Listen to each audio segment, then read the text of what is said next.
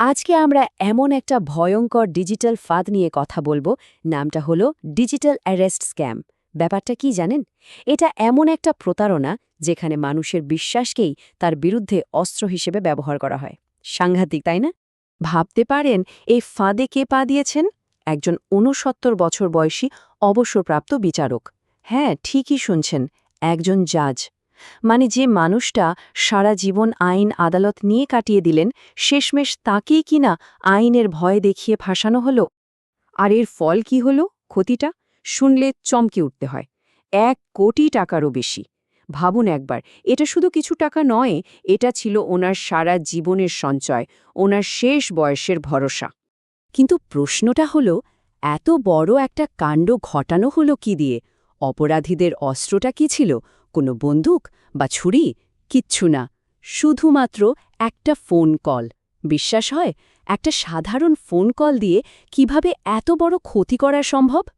চলুন এবার এই অবিশ্বাস্য ঘটনার একদম ভেতরে ঢুকে দেখা যাক কিভাবে একজন আইন বিশেষজ্ঞ নিজের ঘরে বসেই অপরাধীদের পাতা জালে গ্রেপ্তার হয়ে গেলেন। এক মুহূর্তের জন্য চোখ বন্ধ করে ভাবুন তো, আপনার ফোনে একটা কল এলো আর ওপার থেকে কেউ একদম ঠান্ডা যান্ত্রিক গলায় বলছে আপনাকে ডিজিটাল অ্যারেস্ট করা হয়েছে, আপনি কলটা কাটতে পারবেন না বা বাড়ি থেকে বেরোতেও পারবেন না, আমরা কিন্তু আপনাকে দেখছি। ব্যাস, এই একটা লাইনই তো যে কোনো মানুষের শিরদাঁড়া দিয়ে ঠান্ডা স্রোত বয়ে দেওয়ার জন্য যথেষ্ট।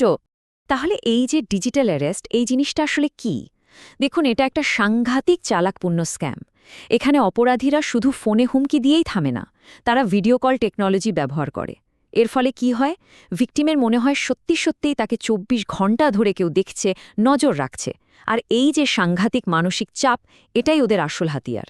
এই চাপ দিয়েই ওরা মানুষকে পুরোপুরি কন্ট্রোলে নিয়ে আসে। এই পুরো প্রতারণার পেছনে কিন্তু একটা ঠান্ডা মাথার ছকে কষা প্ল্যান থাকে। চলুন এবার আমরা স্ক্যামারদের সেই ৪ ধাপের নিখুঁত প্লেবুকটা একদম ব্যবচ্ছেদ করে দেখি কিভাবে ওরা এই ফাঁদটা পাতে। প্রথমেই আসে টোপ, মানে বড়শিতে মাছ কাঁথার মতো। একটা ফোন কল আসবে, বলা হবে আপনার নামে নাকি একটা অবৈধ সিম কার্ড চলছে। ব্যাস, ভয় ঢোকানো শুরু। এরপরই হুমকি, কলটা সাথে সাথে ট্রান্সফার হয়ে যাবে মুম্বাইয়ের এক বড় পুলিশ অফিসারের কাছে। তারপর আসবে ভয়ঙ্কর অভিযোগ, আপনার বিরুদ্ধে নাকি মানি লন্ডারিংয়ের মতো মারাত্মক কেস দেওয়া হয়েছে। আর সবশেষে শেষ পেরেকটা পোতা হয়, আপনাকে ভিডিও কলে আসতে বাধ্য করা হয় আর আপনি ডিজিটাল অ্যারেস্টের শিকার। এতক্ষণে নিশ্চয়ই বোঝা যাচ্ছে এটা শুধু টাকা চুরির ধান্দা নয়, এটা একটা নিখুঁত সাইকোলজিক্যাল অ্যাট্যাক, একটা মানসিক যুদ্ধ। স্ক্যামাররা কি করে?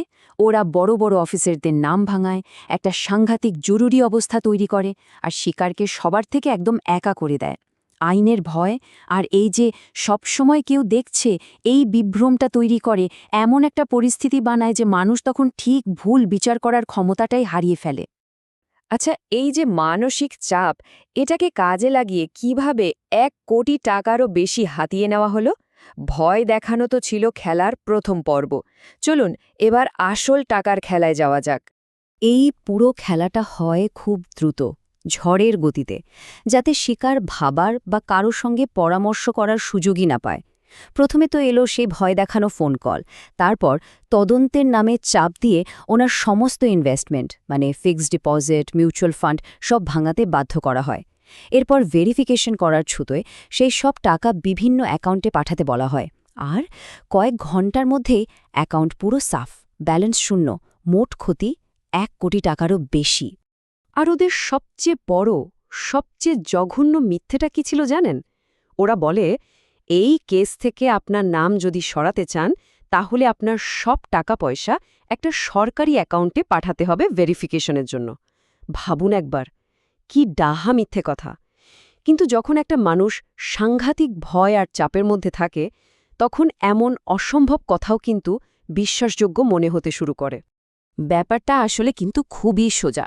একদিকে প্রতারকদের বানানো গল্প, আমরা আপনার টাকা তদন্তের জন্য সুরক্ষিত রাখছি, আর অন্যদিকে কঠিন বাস্তব, ওরা আপনার সারা জীবনের সঞ্চয় লুট করে নিচ্ছে। এর মধ্যে কোনো কিন্তু নেই, কোনো জটিলতা নেই, এটা দিনের আলোয় সোজাসাপটা ডাকাতি। তাহলে এই পুরো ঘটনাটা থেকে আমরা কি শিখলাম? আসল শিক্ষাটা কি? দেখুন, সবচেয়ে বড় শিক্ষা এটাই, যদি একজন অবসরপ্রাপ্ত জজ যিনি আইনকানুন আমাদের সবার থেকে অনেক ভালো বোঝেন, তিনিও যদি এই ফাঁদে পা দিতে পারেন, তাহলে আমরা কেউই কিন্তু সুরক্ষিত নই। আমাদের প্রত্যেককে অনেক বেশি সতর্ক থাকতে হবে। এর চেয়ে বড় পরিহাস আর কি হতে পারে বলুন তো?